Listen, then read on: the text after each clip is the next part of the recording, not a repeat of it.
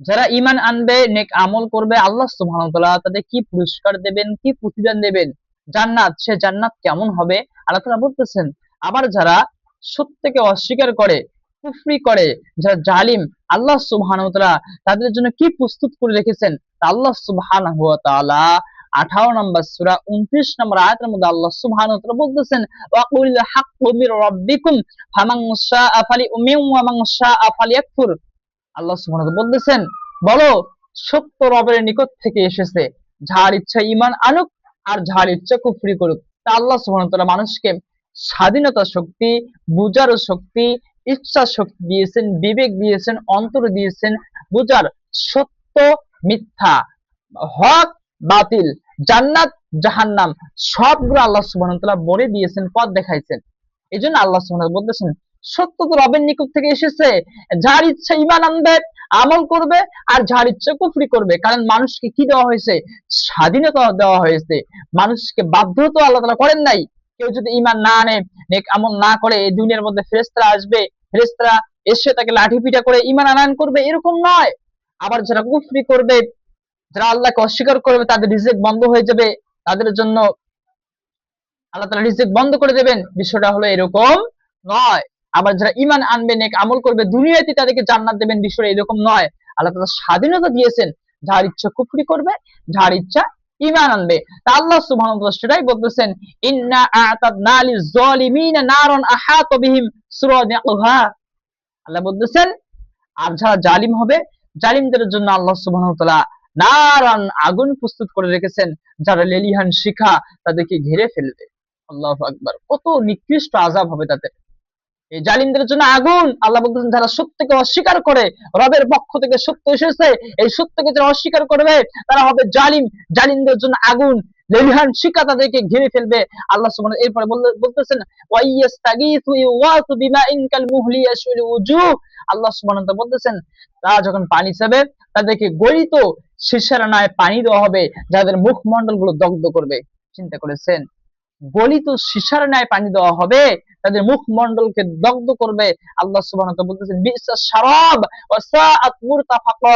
কত নিকৃষ্ট পানীয় আর কত নিকৃষ্ট তাদের আশ্রয়স্থল হবে। নাউজুবিল্লাহ। তাদের যারা সত্যকে অস্বীকার করে, যে সত্য রবের পক্ষ থেকে এসেছে, তাদেরকে আগুন ঘিরে রাখবে, পানি চাইলে তাদেরকে গলিত সীসা নয় পানি দেওয়া হবে, মুখমণ্ডলকে দগ্ধ করবে।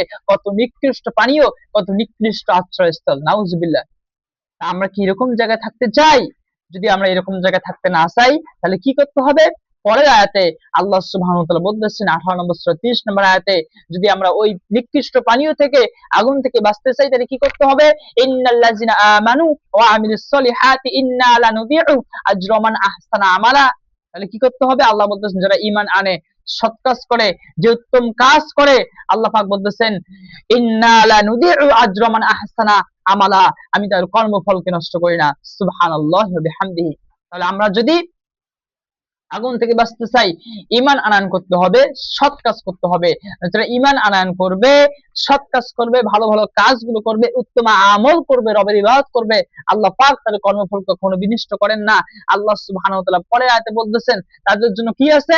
যারা ঈমান আনবে, সৎ কাজ করবে, উলাইকা লাহুম জান্নাতু আদনিন তাজরি মিন তাহতিহিমুল আনহার ইউহাল্লাউনা ফিহা মিন আসাউরা মিন যাহাবিন ওয়া ইয়ালবাসুনা সিয়াবান খুদরাম মিন সুনদুসিন ওয়া ইস্তাবরাকিন মুত্তাকিইনা ফিহা আলাল আরাইক নি'মাত সাওয়াব ওয়া হাসনাত মুরতাফাকা। আল্লাহ সুবহানাহু ওয়া তাআলা বলেন, যারা ঈমান আনবে, নেক কাজ করবে, উহাদের জন্য আছে স্থায়ী জান্নাত। সুবহানাল্লাহ। এমন জান্নাত যার পাদদেশে, যার তলদেশে ঝর্ণাধারা প্রবাহিত, সেখানে তাদেরকে অলংকৃত করা হবে স্বর্ণ ও কঙ্করে। সুবহানাল্লাহ। জান্নাত কেমন হবে? যার পাদদেশে, তলদেশে নহর প্রবাহিত, সেখানে তাদেরকে স্বর্ণের অলংকৃত করা হবে। আর সেখানে তাদের কি হবে? তাদের গাঢ় রেশমের সবুজ পোশাক তারা পরিধান করবে। সুবহানাল্লাহ। এরপর তারা কি করবে? গদি লাগানো উচ্চ আসনে হেলান দিয়ে তারা বসবে। কতই না উত্তম পুরস্কার, কতই না উত্তম আশ্রয়স্থল। সুবহানাল্লাহি ওয়া বিহামদিহি। যারা ঈমান আনবে, নেক আমল করবে, ঈমান আনতে হবে, নেক আমল করতে হবে, এজন্য সালাত পড়তে হবে, যাকাত প্রদান করতে হবে, সিয়াম রাখতে হবে, সামর্থ্য হজ করতে হবে, সৎ কাজের আদেশ করতে হবে, অসৎ কাজের নিষেধ করতে হবে, লজ্জাস্থান চোখের হেফাজত করতে হবে, ইবাদত করতে হবে, তওবা করতে হবে, প্রশংসা করতে হবে, রুকু সিজদা করতে হবে, এই ভালো ভালো কাজ কি করতে হবে ওয়াদা দিয়ে থাকলে পূর্ণ করতে হবে, বিপদে আপদে মুসিবতে ধৈর্য ধারণ করতে হবে, কোরআন তিলাওয়াত করতে হবে, রবকে সিজদা দিতে হবে, এগুলো ভালো কাজ করতে হবে, ঈমান ঠিক থাকতে হবে, লা ইলাহা ইল্লাল্লাহ, আল্লাহর সঙ্গে কাউকে শরীক করা যাবে না। যদি আমরা ভালো কাজ করতে পারি তাহলে হবে জান্নাত, জান্নাতের পাদদেশে নহর প্রবাহিত, সেখানে স্বর্ণ দিয়ে অলংকৃত করা হবে, সুবহানাল্লাহি ওয়া বিহামদিহি, সবুজ রেশমের সুন্দর পোশাক আল্লাহ তাআলা দেবেন।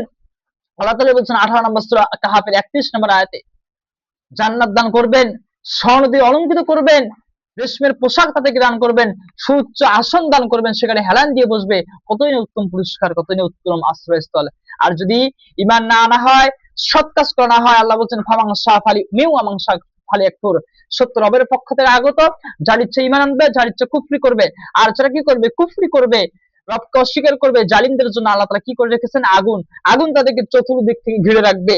আর তাদের যখন পানি চাবে, নিকৃষ্ট সীসা গড়ায় পানীয় দেওয়া হবে, কি অবস্থায় তারা থাকবে, কত নিকৃষ্ট আশ্রয়স্থল, কত নিকৃষ্ট তাদের হবে আশ্রয়স্থল। এটা হবে কাদের, জালিমদের জন্য, যারা আল্লাহকে অস্বীকার করতে। আল্লাহ সুবহানাহু ওয়া তাআলা আমাদেরকে ওই জান্নাত দান করুন যেখানে আপনি এই নিয়ামতগুলো দান করবেন। আল্লাহুম্মা আমিন।